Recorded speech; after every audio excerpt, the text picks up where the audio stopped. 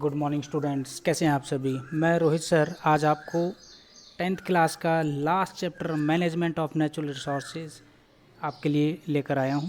आप मेरे इस वीडियो को शुरू से लेकर लास्ट तक देखें। ये आपके जो क्वेश्चंस हैं, जो ये नोट्स हैं, ये आपके कॉम्पिटिटिव एग्ज़ाम में काम आएंगे।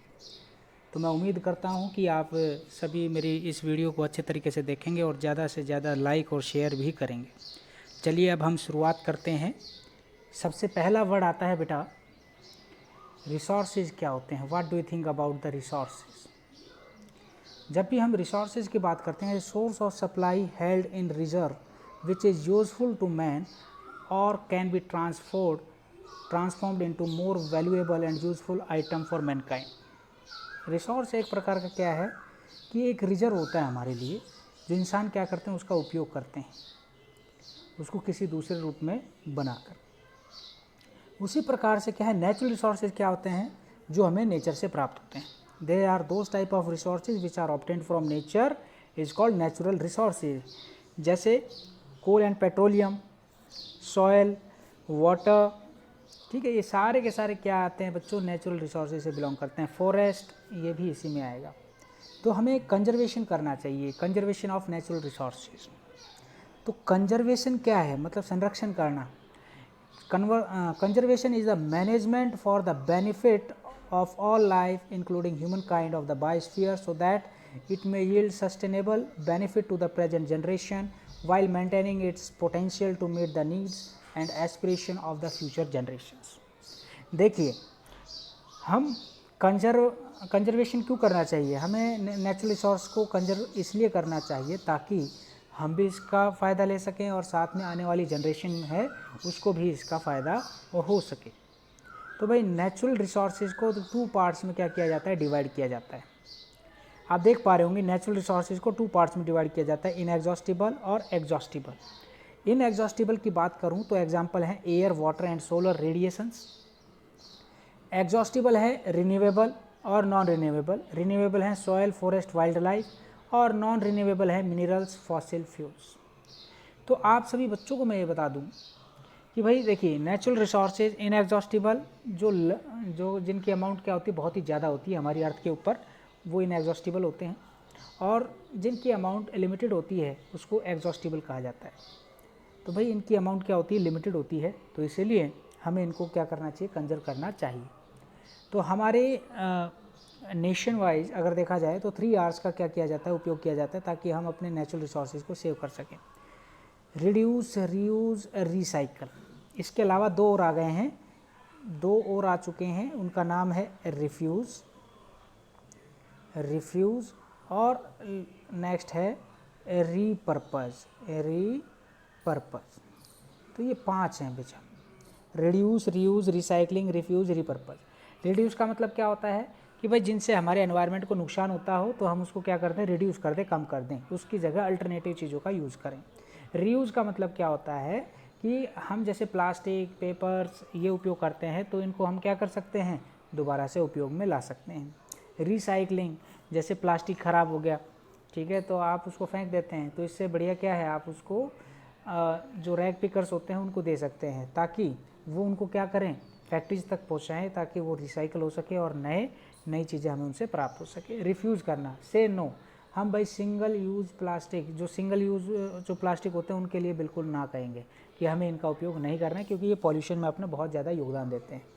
वहीं बच्चों रीपर्पज़ की बात करें तो रीपर्पज़ का मतलब होता है, मान लीजिए कोई चीज़ आपकी टूट गई तो आप उसको किसी दूसरी चीज़ में क्या कर सकते हैं, उसका उपयोग में ला सकते हैं, तो ये रीपर्पज़।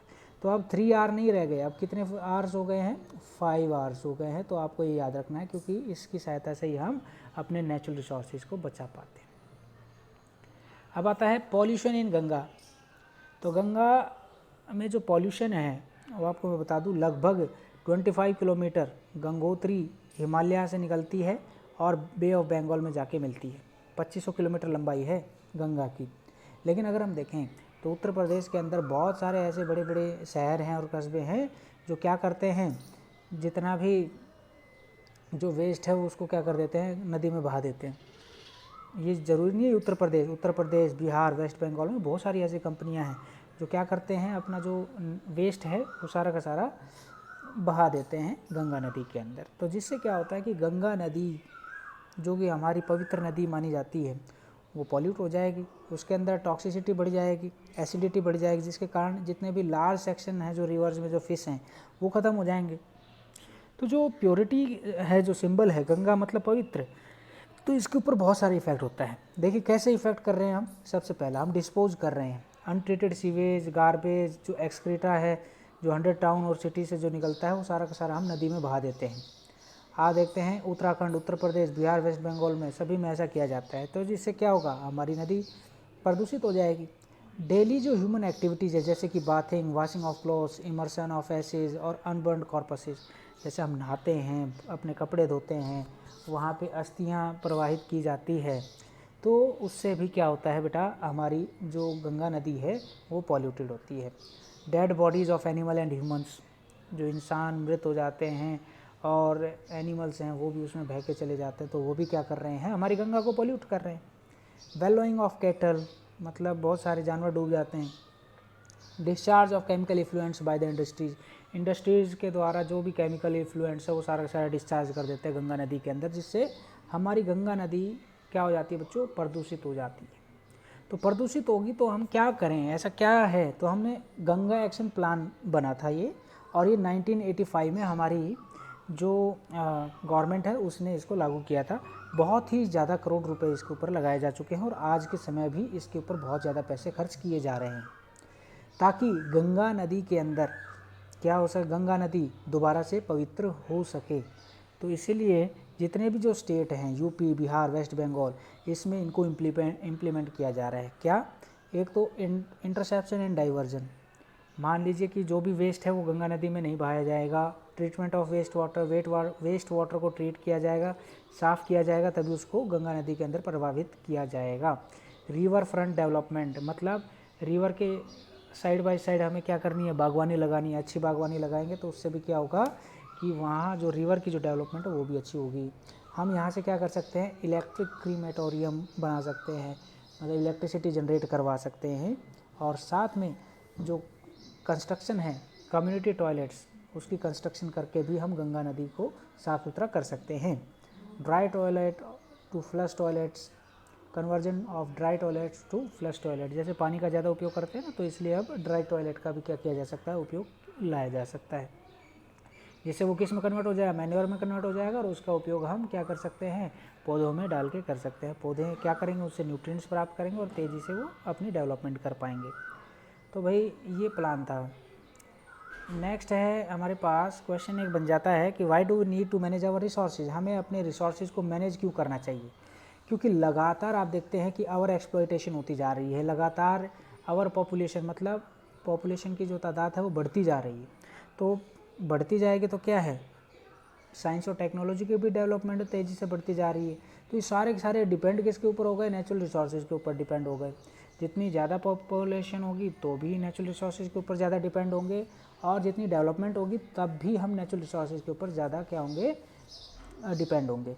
तो जुडिशियसली क्या कहा गया है कि भाई देखो, पॉपुलेशन ग्रोथ को भी हमें क्या करना है, मेंटेन रखना है, और साथ में अपनी नेचुरल रिसोर्सेज को भी मेंटेन करना है, ताकि इसको हम लंबे समय तक क्या कर पाएँ, सस्टेन कर सकें। तो एम्स क्या क्या होने चाहिए कंजर्वेशन के।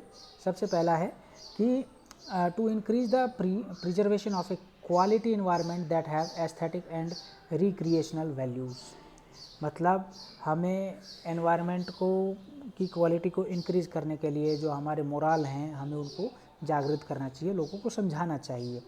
दूसरा क्या है, हम ज़्यादा से ज़्यादा क्या करें, प्लांट्स लगाएं, एनिमल और मटेरियल्स मतलब जितना हो सके उनकी देखभाल करें, ताकि ये हमारी लाइफ साइकिल में क्या कर सके बेटा, ये बैलेंस कर सके।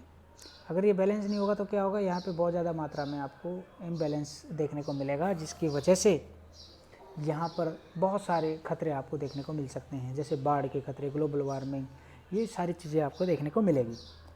अब आता है बच्चों forest and wild life. Forest and wild life की बात करें तो फॉरेस्ट क्या है, हमारी कंट्री के लिए बहुत ही ज़रूरी है, और ये रिन्यूएबल नेचुरल रिसोर्स है। फॉरेस्ट लगभग 90% ग्लोबल बायोमास को क्या करता है, घेर के रखा हुआ है। केवल फॉरेस्ट 90% तो फॉरेस्ट है। तो फॉरेस्ट क्या है, अनकल्टिवेटेड होता है, इनहैबिटेड लैंड एरिया, जहाँ से हम क्या करते हैं, बहुत सारी चीज़ें प्राप्त करते हैं। फॉरेस्ट में क्या क्या हो सकते हैं, ट्री, सर्ग्स, क्लाइंबर्स और भी बहुत कुछ। तो according to central forestry commission की अगर देखा जाए तो nearly 22.7% of the total land area of India is occupied by forest. तो इंडिया के अंदर केवल 22.7% ही क्या है, लैंड ऑक्यूपाई है फॉरेस्ट के लिए। आप सभी बच्चों को मालूम होना चाहिए कि फॉरेस्ट के बहुत सारे फ़ायदे होते हैं। इंपॉर्टेंस क्या क्या है फॉरेस्ट की, 3 ब्रॉड फंक्शंस बताए गए हैं, प्रोडक्टिव, प्रोटेक्टिव, रेगुलेटिव। प्रोडक्टिव मतलब हम ज़्यादा से ज़्यादा फॉरेस्ट से क्या कर सकते हैं, प्रोडक्शन प्राप्त कर सकते हैं, टिम्बर की, फ्यूल की, नट्स, सीड्स, मेडिसिन्स, सैंडलवुड, लैक्टेंडो लीव्स, पेपर इंडस्ट्री के लिए बहुत ज़रूरी है। प्रोटेक्टिव क्या है, ये सॉइल इरोजन से प्रोटेक्ट करते हैं, नॉइस पॉल्यूशन से प्रोटेक्ट करते हैं, एयर पॉल्यूशन से प्रोटेक्ट करते हैं, फ्लड चेकिंग से भी क्या करते हैं, checking flood, recharging ground water resources. तो मतलब बाढ़ आ जाती है तो हमारे ग्राउंड वाटर को रिचार्ज करने का भी काम करते हैं। रेगुलेटिव, फॉरेस्ट क्या रेगुलेट करता है, क्लाइमेट और रेनफॉल को रेगुलेट करने का काम करता है। फॉरेस्ट की सहायता से ही बायोजियोकेमिकल जो साइकिल्स है वो रेगुलेट हो पाती हैं। तो इसलिए जो फॉरेस्ट के जो 3 फंक्शन क्या क्या बताएं, प्रोडक्टिव, प्रोटेक्टिव और रेगुलेटिव, बहुत ही इंपॉर्टेंट क्वेश्चन है ये। अब आता है, अब हम यहाँ पे देखेंगे, हमारे पास है डिफॉरेस्टेशन टॉपिक। डिफॉरेस्टेशन से आप क्या समझते हैं, तो डिफॉरेस्टेशन में destruction of forest is known as the deforestation. It has been estimated that the forest in India have decline from about 7000। तो चलिए कोशिश इतनी है, आप यहीं तक याद करें अच्छे तरीके से। डिफॉरेस्टेशन सभी बच्चों को मालूम है कि ज़्यादातर हम क्या करते हैं, नए नए इंडस्ट्रीज लगाने के चक्कर में फॉरेस्ट को काटते जा रहे हैं। तो मेजर कारण क्या क्या है डिफॉरेस्टेशन के, growing food needs, raw material for industrial use, forest fire और डैमेज कॉज्ड बाय पेस्ट।